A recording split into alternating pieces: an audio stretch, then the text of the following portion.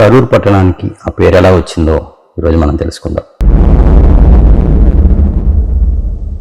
దక్షిణ భారతదేశంలో ముఖ్యంగా తమిళనాడులో వేరువేరు తెగలకు చెందినటువంటి అర్చకులు ఉన్నారు. కరూర్ పట్టణానికి ఆ పేరు రావటానికి కారణం పూర్వకాలంలో అక్కడ నివసించినటువంటి విశ్వబ్రాహ్మణులే. అప్పట్లో హైందవ మతపరమైనటువంటి ఆధ్యాత్మిక మరియు వైజ్ఞానికపరమైన సమావేశాలు అనేవి జరిగేవి. ఆ సమావేశాల్లో లోహ సంబంధమైన వృక్ష రసాయన సంబంధిత శాస్త్రాలపై పరిశోధన సమాలోచనలు జరిగేవి.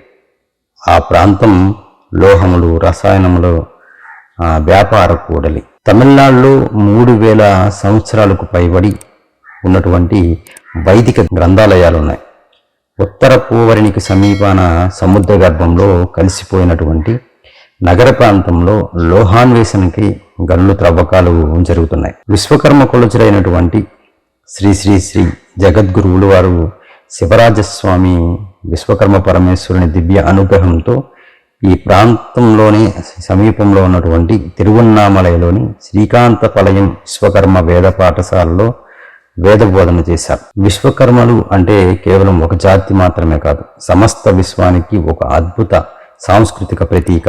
వేదాధ్యయనం చేసే వారందరికీ కూడా అభినందనలు, విజయోస్తు. వీడియో నచ్చితే ఖచ్చితంగా లైక్ చేసి షేర్ చేయండి.